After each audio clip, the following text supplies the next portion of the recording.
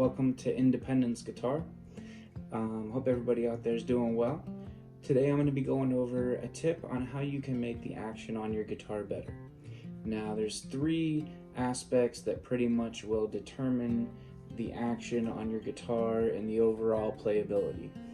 One is the bridge and the height on your saddle posts.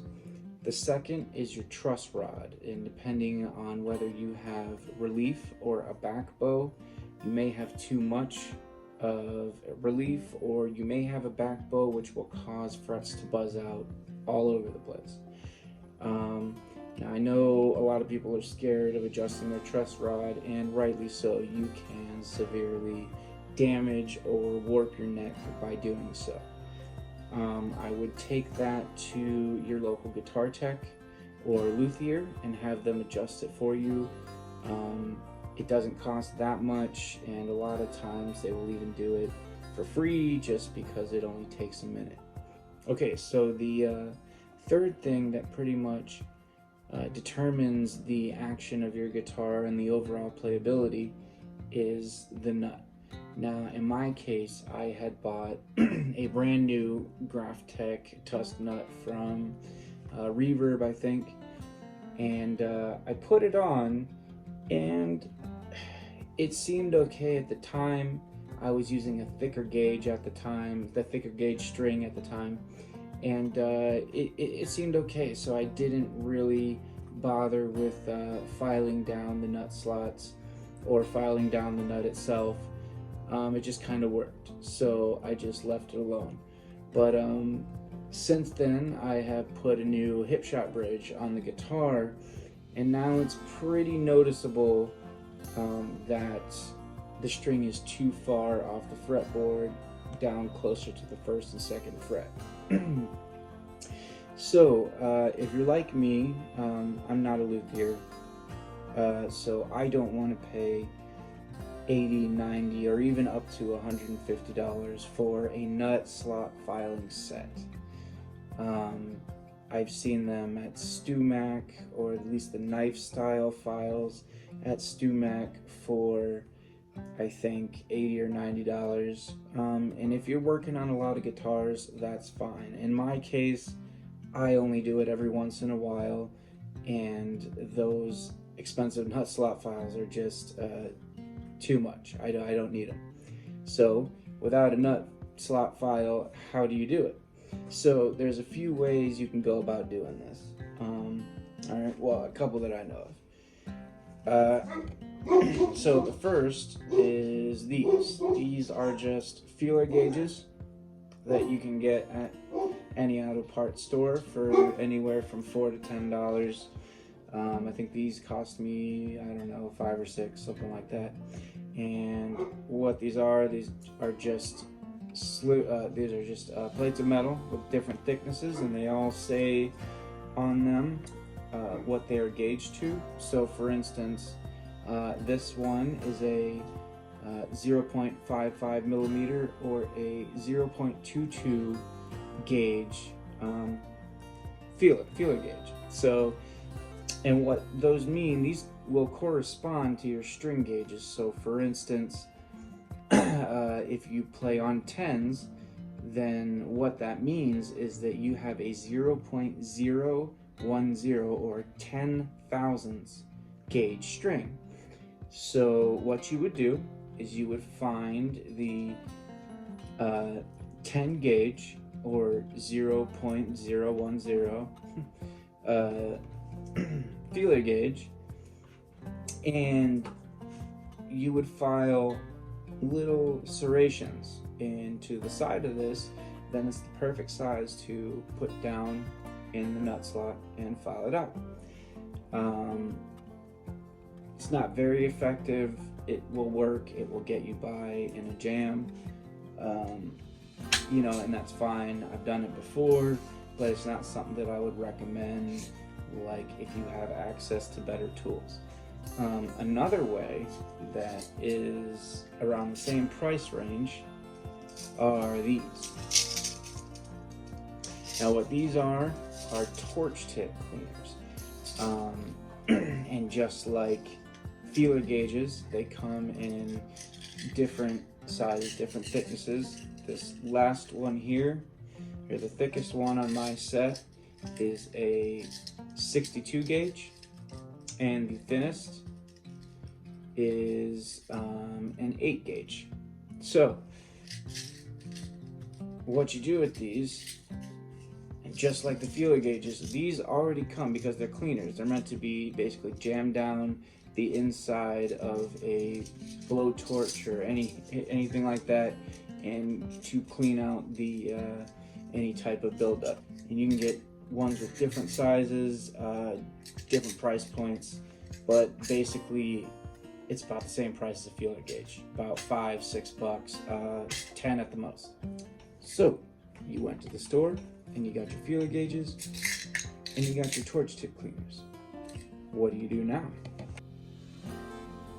Okay, now what you want to do is you want to check the height of your string off of the first fret. And to do this, you're going to press down on the 3rd fret and get the correct feeler gauge, correct size feeler gauge that you are trying to get it down to. Now, I would preferably like to get it lower than 0.3 millimeters. But I'm going to use this to start off with because I already know that the feeler gauge is right underneath. There's still a bit of room. Nice and easy. Doesn't touch as I'm touching the fret. So what I'm going to do now is I'm going to take the string out of the nut slot by lowering the tension. So now I'm going to take my 54 gauge file and begin to file the nut slot out.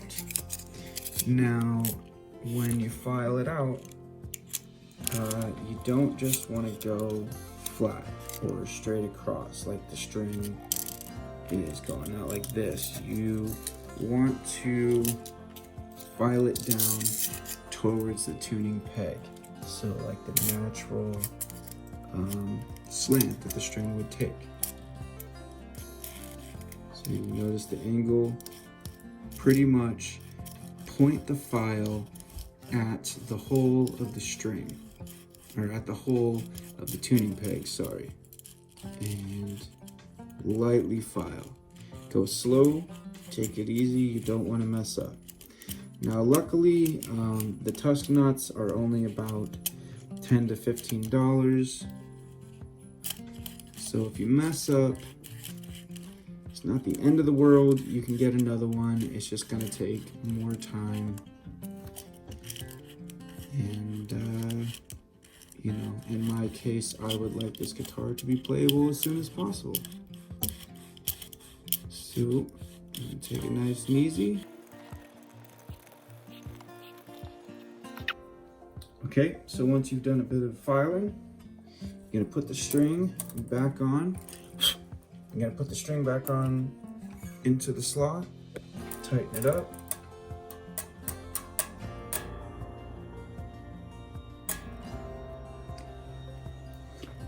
And repeat.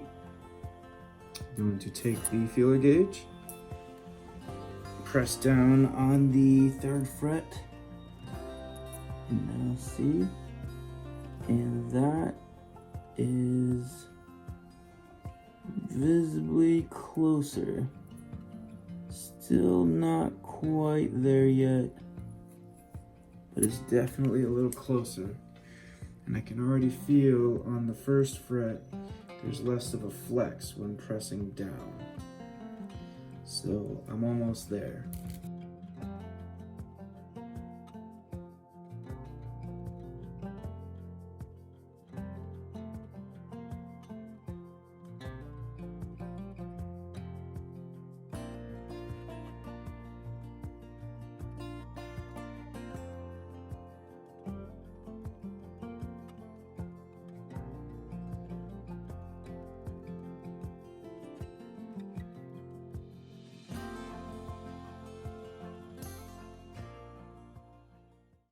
that the nut slot is filed out. Luckily, I only had to do the low B and the low E strings. All the other ones seem to be in order. And just to give it a quick field test.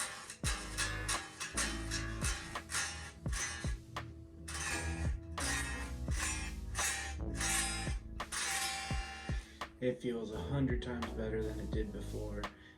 If you're gonna try this on your own guitar, if you had any reservations, or if you're scared to do it, have any kind of hesitation, maybe just take it to a guitar tech. If you do want to try it, take your time, go slow, and just pay attention to detail, because you don't want to end up doing any kind of damage to your guitar, especially if you have a higher end one. This one is only a $200 Jackson that I love the way that it just felt right out of the box, so I decided to upgrade it and put better hardware on it. I have it just playing absolutely beautiful right now. The money and work I put into it has really paid off. Anyway, I hope that this video has informed you just a little bit on a way that you can make your action better. I know sometimes I get guitars that the action's so low and they play like butter, and then I'll get another guitar and I just can't seem to quite get it to play the way I want to. And so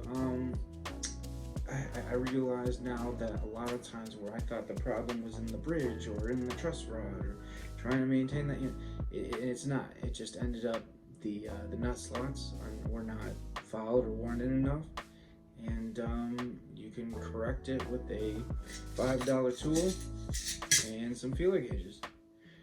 Anyway, thanks for watching. Please come back for more content. Like, subscribe, comment below, and let me know any other ideas that you want to see. Thanks.